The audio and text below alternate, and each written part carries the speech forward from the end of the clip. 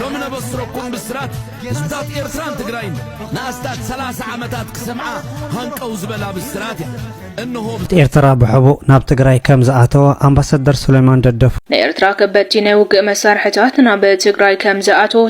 ايربورت باكستان كراچي فنتيسو ايرز تلفه مكوح سليا شعبيا 3 نفرت الدرق اب حنبرت معرفو نفرت سنبل اتيو زرفتة معوت مريحنت انت وحده صرقيا جبوتا اديس ابا عتيو ني اثيوبيا اتترا اوكسجين كخل سلام فتواتم كبران تغتاتلتي ببزلهم سلام تعنا راه عنداتم نغلقهم انا لهم معنت مدنا دما ام حبراوي ميديا ازيوم ازرفت زعاتاتن تكسات حبريتاتن يزوم قريبا لكم نز channel سبسكرايب زي غوركم عدشت فاميلتا اليوم سبسكرايب الفيديو زدمانا بزح سمن تانك باصح لايك بمجرجموا لي فاميلي نمدنا قبلكم حيات لو من بصركم بسرات زدات إرتران تقرأين ناستات 3 عامتات كسمعة هنقو زبلا بالسرات إنه بالسراتي بوقعي بعلي شعبيان ويانا تعارقوم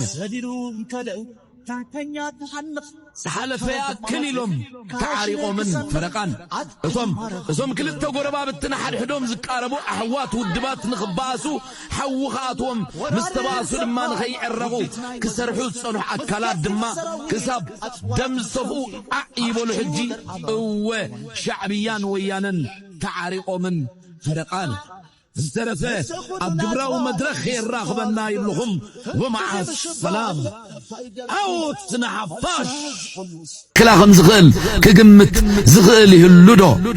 4 سراويت إيرتران سراويت تقراين سراويت فانون سراويت شنن حدا عينت ملي تارجيرو مدراو جهند كسريح إلو زحسبك يلندو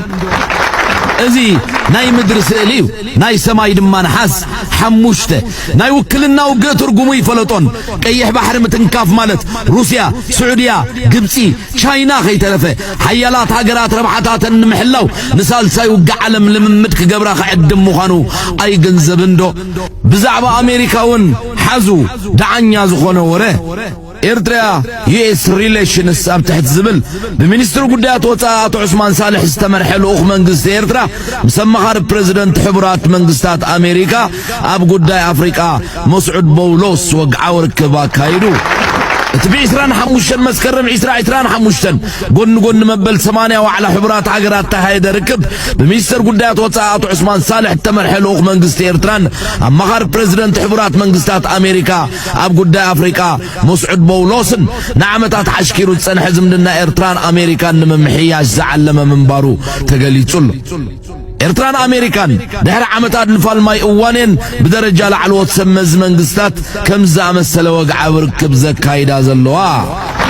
كدنيون مينستر عثمان صالح بعشران 4 النحاس عشران حموشن مسفليت الوخ حبرة اوروبا بقرن افريقيا انتوبر تراخبو بزعبا إرتران قتل حبرة اوروبا انزلو هلو زمدنان متحببار ستاوي كونتات زبانا قرن افريقيا كيح بحرن وزته حسابنا حساب كقايرن كلو مس مينستر قدات وصا شودن ميس ماريا مالمرون تراخبو إرترا بحبو ناب تقرأي كم زعاتو أمباسدر سليمان ددفق إرترا كبتيني وقع مسارحتات ناب تقرأي كم زعاتو تفليتو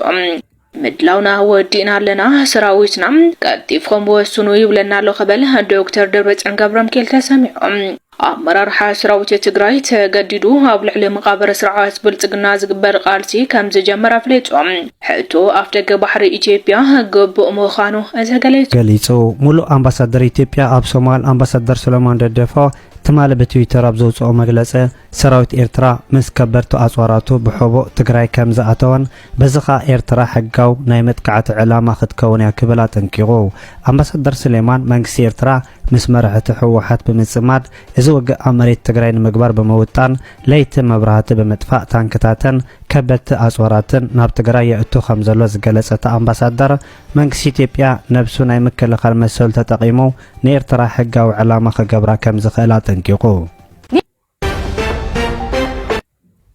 بزعل فعلة معلتات تابدوبات معراب تقرأين مبراغ سودانن جنبار شرينا تولع كبير كنات نقراب تاقرات إيرتوان سودانن بعرف الشاد ما نملا زوبا قرن أفريكا أب حدا جنيا وتري أتي وقني لهم እዚ ኩናት እዚ ብዙሕ ዘተሓላለኸ ዞባዊ ሓቅታት ዘቃልዑ ኮይኑ ብፍላይ ድማ ሱዳን ብዛዕባ ኣልፋሽጋ ዝሃበቶ ምላሽ ማዕከናት ዜና ሱዳን ዘቃልሑ ዘለዋ ናይ ዳዕሚ ሰሪዕን ኢትዮጵያን ወተሃደራዊ ኪዳን ከምኡውን እታ ኣዝዩ ዘገርም ስቕታ መንግስታውያን ማዕከናት ዜና ኢትዮጵያ ወግዓዊ መንግስታዊ ማሕበራቱን ዓበይቲ መዘራርብ ነጥብታት ኮይኖም ኣለዉ። እዚ እዋናዊ ምዕባለታት ንተኸታተልትና ብዘገድስ ኣዋሂድና ስለምንታይ መንግስቲ ብልጽግና ነዚ ዓብ ኩናት ብስቕቲ ሓሊፎም ዘደለየ ወተሃደራዊ ዓወት ስለ ዘይረኸበ ድዩ ዝብሉን ዝለዓሉ ዘለውን ኣገደስቲ ሕቶታትን ካልኦት ተዛመድቲ ዛዕባታትን ብዕምቆት ክንደህሲና እዚ ትሕዝቶ ኣዋሂዱ ዘመረት ወደ ሰማታት ዘዳለዎ ኮይኑ ሰዒድ መሓመድ ቀርበልክሜ ከም ወትሩ ሼር ላይክ ብዓብዪ ድማ ኣብዚ ንሃገርናን ዞባናን ዘገድስ ዛዕባ ርእይቶኹምን ሓሳባትኩም እንዳካፈልኩም ክሳብ መወዳእታ ክስዕብኒ ብኽብሪ ዕድም ሰናይ ምክትታል። በርካታ ምርኮኞች የሻለቃ አዛዥን ጨምሮ በመቶዎች ተገድለዋል። በመቶዎች ያሳዝናል ቁጥሩ ሲገለጽ ቆስለዋል። ኦራል መኪኖች፣ አየር መቃወሚያዎች እነዛ ሁሉ በቁጥር ስር ውለዋል። ሞርተሮች ምናምን ማአት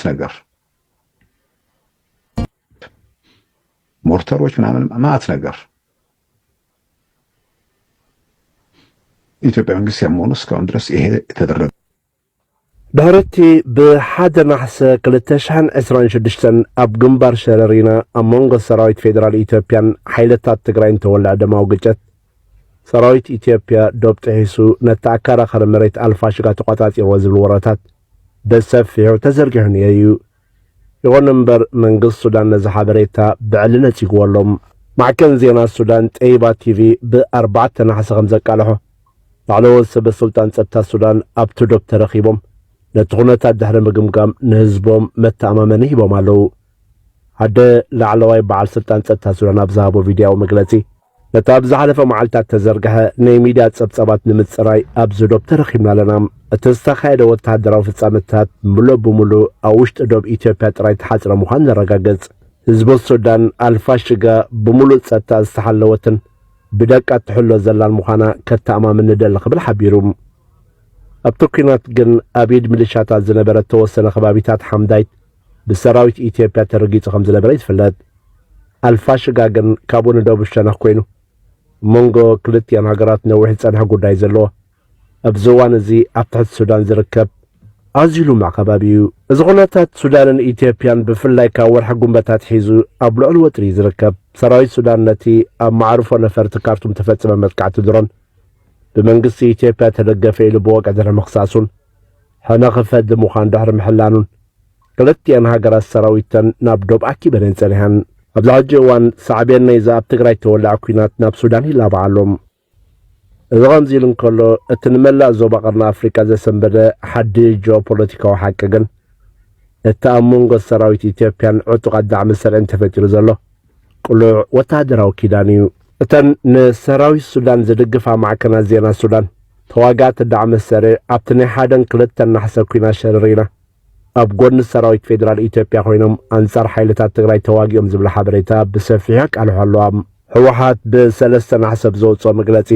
ዕጡቓት ዳዕሚ ሰሪዕ ኣብ ጎኒ ሰራዊት ኢትዮጵያ ኮይኖም ከም ዝተዋግእዎ ብወቅዕ ምኽሳሱ ይዝከር። እተን ማዕከናት ዜና ሱዳን ድማ ነዚ ናይ ህወሓት መግለጺ ከም ሓያል ጭብ ተጠቂመን ምስቲ ኣለና ዝብሎን ከቃልሖ ዝጸንሐ ምትእሳር ናይዞም ክልተ ወገናት መርትዖ ምዃኑ ብምጉላሕ የቃልሑ ኣለዋ። ኣብነት ማዕከን ዜና ጠይባ ቲቪ ሚሊሻ ዳዕሚ ሰሪዕን ሰራዊት ኢትዮጵያን ኣብ ምዕራብ ትግራይ ሓባራዊ መጥቃዕቲ ኣካይዶም ዝብል ኣርእስቲ ብሰፊሑ ዘርጊሓቶላ። ማዕከን ዜና ሻሂድ ኣያን ብወገኑ ኣብ ትግራይ ካብ ዝርከቡ ምንጭታቱ ብምውካስ ባእታታት ዳዕሚ ሰሪዕ ኣብቲ መጥቃዕቲ ምሳተፎም ኣረጋጊጹ። ዳዕሚ ሰሪዕ ይኹን ደገፍቲ ሚድያታት ብዛዕባ ዝክሰ ክሳብ ሕጂ ስቕታ መሪፆም ዘለዉ።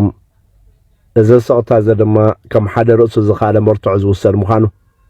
ዝተፈላለዩ ተንተንቲ ዞባ ይገልጽዎም።